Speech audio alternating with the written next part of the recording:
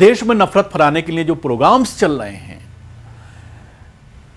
उसको अब बाकायदा केंद्र सरकार के जरिए उस प्रोग्राम को आयोजन करने के लिए 63 लाख रुपए एक प्रोग्राम के आयोजन के लिए केंद्र सरकार के संस्कृति मंत्रालय ने दिया है।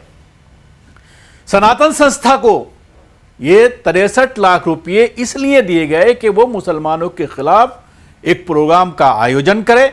उसमें जितने भी नफरती नेता थे उनको इकट्ठा किया गया, उन्होंने मुसलमानों को भर करके गालियां दी, उनके खिलाफ जिहाद करने की बात कही गई, उनके खिलाफ हथियार उठाने की बात कही गई। तमाम मुसलमानों को, देश के तमाम मुसलमानों को यह कहा गया कि ये रोहिंग्या और बांग्लादेशी हैं, इनको देश से निकाला जाए।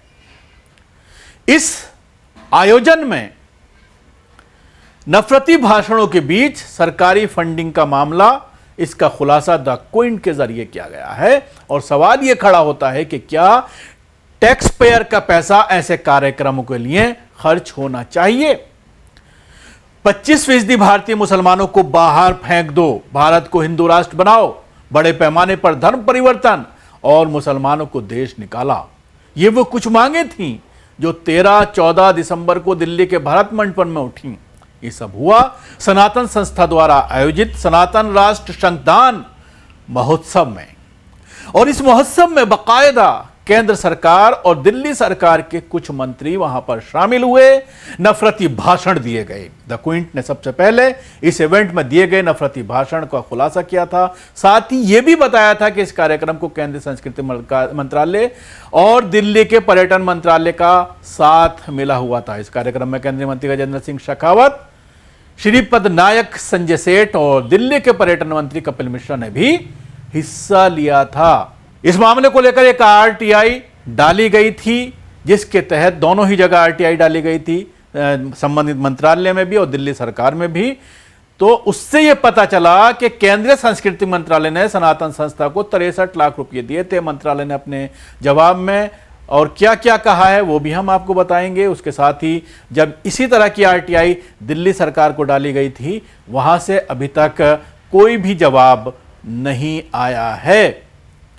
इस कार्यक्रम में जो नारे लगे थे वो कुछ मैं आपको सुनाना चाहता हूं। किसने क्या कहा था। भारत में फिलहाल 25% मुसलमान घुसपैठियां हैं, वो बांग्लादेशी, पाकिस्तानी और अफगानी हैं। एनआरसी लाओ और उन्हें बाहर से बाहर निकालो, ये कहा था एक फर्जी पत्रकार है सुरेश चौहान के, सुदर्शन टीवी का जो प्रमुख है।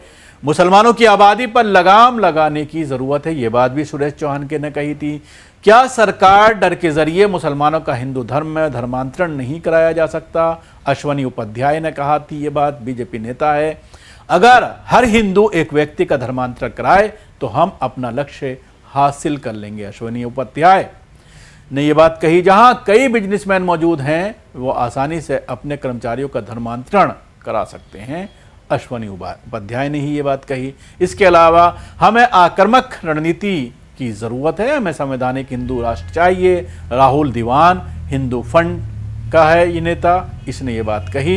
इसके अलावा मुद्दा ये नहीं है कि 63 लाख रुपये कोई बड़ी रकम है या छोटी, सवाल ही तो यह है कि टैक्स भरने वाली जनता का पैसा ऐसे कार्यक्रम के लिए क्यों इस्तेमाल किया जा रहा है, जहां एक पूरे समुदाय के सफाई की बातें हो रही हैं। आखिर टैक्स पेयर्स उस कार्यक्रम का बिल क्यों भरें जो हिंदू राष्ट्र की मांग करके सीधे तौर पर हमारे संविधान के खिलाफ जाता है। अब ये सवाल बिल्कुल वाजिब सवाल खड़ा होता है कि आखिर ऐसा कार्यक्रम जिसमें हिंदू राष्ट्र की स्थापना की बात की जाए, मुसलमानों को देश से निकालने की बात की जाए, एक एक मुसलमानों का धर्म परिवर्तन कराने की बात की जाए, उन लोगों को उकसाया जाए जिनके यहां पर मुसलमान नौकरियां करते हैं कि वो उन पर दबाव बनाएं धर्म परिवर्तन करने के लिए, तो क्या ये पूरी तरह से संविधान के खिलाफ नहीं है? क्या ये संविधान की आज़ादी जिसमें किसी को भी कोई धर्म अपनाने की आज़ादी है, किसी भी धर्म पर चलने की आज़ादी है, तो क्या ये उससे सीधा नहीं टकराता है? सबसे बड़ी बात यह कि हिंदू राष्ट्र की बात करना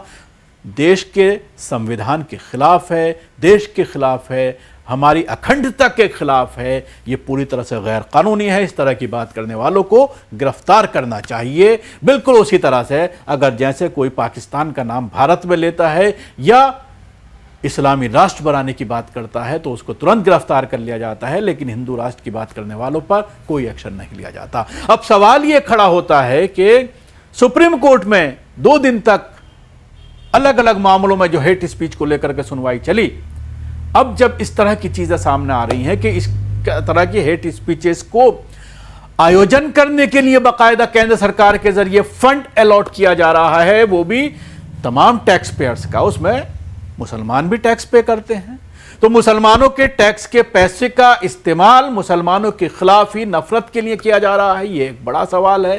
क्या अब इस तरह के मामलों पर कोई बात होगी सुप्रीम कोर्ट में?